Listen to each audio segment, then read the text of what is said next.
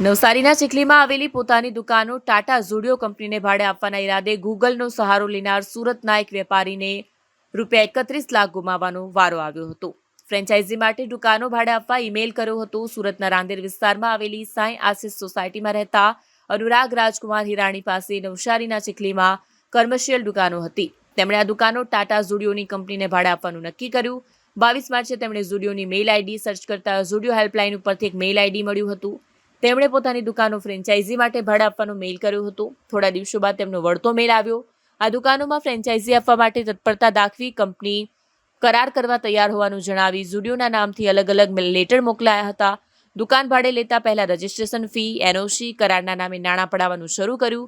અલગ અલગ બહાના હેઠળ 31 લાખ પડાવી લેવાયા, છતાં ફ્રેન્ચાઇઝી મળી ન હતી, પરંતુ વધુ નાણાં માંગવાનું સતત ચાલુ રહેતા મામલો શંકાસ્પદ લાગ્યો હતો। તપાસ કરતા તેઓ ટેલિફિશિંગ ગેંગના સકંજામાં સપડાયા હોવાનું બહાર આવ્યું। તેઓ સાયબર ક્રાઇમ પોલીસ મથકે પહોંચ્યા। આ બનાવમાં સાયબર ક્રાઇમ પોલીસે 2 આરોપીઓની ધરપકડ કરી છે।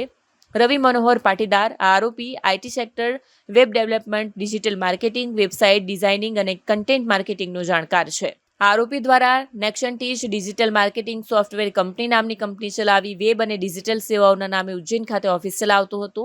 પ્રશાંત મોહનદાસ કસેરા આરોપીએ અટક કરવામાં આવેલા આરોપી રવિ પાટીદારનો સંપર્ક બિહાર રાજ્યના નાસ્તા ફરતા આરોપીઓ સાથે ઓનલાઈન વોટ્સએપના માધ્યમથી કરાવી આપ્યો હતો। Police commissioner sir, Surat city દ્વારા સાયબર ક્રાઇમ સેલને સુરત શહેરના નાગરિકો સાથે જ્યારે કોઈ સાયબર ક્રાઇમનો બનાવ બને ત્યારે એફઆઈઆર નોંધી જરૂરી કાર્યવાહી કરવા સૂચના આપવામાં આવેલ। તે અંતર્ગત એક ફરિયાદી જેમની સાથે એક જેને કહી શકાય ફ્રેન્ચાઇઝીના નામે ફ્રોડ થયેલું હતું, તેઓએ 1930 પર કોલ કરી અને સાયબર ક્રાઇમ સેલમાં પોતાની ફરિયાદ આપેલ હતી। જેની વિગત એવી છે કે ફરિયાદી ઝુડિયોની એક ફ્રેન્ચાઇઝી ખોલવા માંગતા હતા, સ્ટોર ખોલવા માંગતા હતા, જે માટે તેમણે ગૂગલ પર સર્ચ કરતા તેઓને એક ફેક વેબસાઇટ મળેલ હતી, જે અંગે તેઓને જાણકારી ન હતી।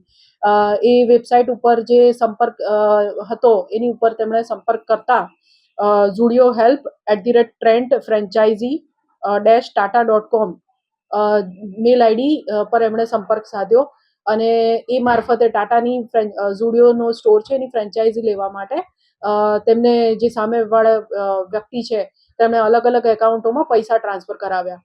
તો લગભગ 31,99,000 રૂપિયા જેટલા મોટી રકમ ફરિયાદી દ્વારા ટ્રાન્સફર કરવામાં આવી। ત્યારબાદ તેમને જણાવ્યું કે તેમની સાથે ફ્રોડ થયું છે, જેથી તેમણે સાયબર સેલમાં કમ્પ્લેન આપી હતી। આ બાબતે સાયબર ક્રાઇમ સેલ દ્વારા ટેકનિકલ તપાસ હાથ ધરવામાં આવી હતી અને ત્યારબાદ એફઆઈઆર રજીસ્ટર કરીને મધ્યપ્રદેશ ખાતેથી 2 આરોપીઓની ધરપકડ કરવામાં આવી છે। આમાં રવિ મનોહર પાટીદાર ઉંમર 29 વર્ષ ની ધરપકડ કરવામાં આવી છે, જે ઉજ્જૈનનો રહેવાસી છે અને વેબ ડેવલપરનો ધંધો એનો બિઝનેસ છે। સદર આરોપી IT sector, web developing, digital marketing અને વેબ ડિઝાઇનિંગમાં સારું નોલેજ ધરાવે છે।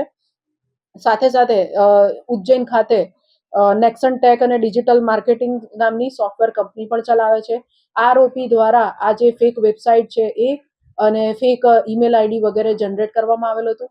આ આરોપી ઉપરાંત ઇન્દોર ખાતેથી પ્રશાંત મનોહરદાસ કસેરાની ધરપકડ કરવામાં આવેલ છે। આ વેબસાઇટ બનાવવા માટેનો ઓર્ડર જે છે રવિ મનોહર પાટીદારને પ્રશાંત કસેરા દ્વારા આપવામાં આવેલો હતો અને આ બંને આરોપીઓએ અન્ય ઈસમો સાથે મળીને આ જે ગુનો છે તેને અંજામ આપેલ હતો। હાલ તેઓની ધરપકડ કરવામાં આવેલી છે અને આમની સાથે બીજા બીજા અન્ય ગુનેગારો કોણ સામેલ છે તે અંગે સાયબર ક્રાઇમ સેલ દ્વારા તપાસ કરવામાં આવી રહી છે। એ અંગે હજુ વધુ તપાસ ચાલુ છે।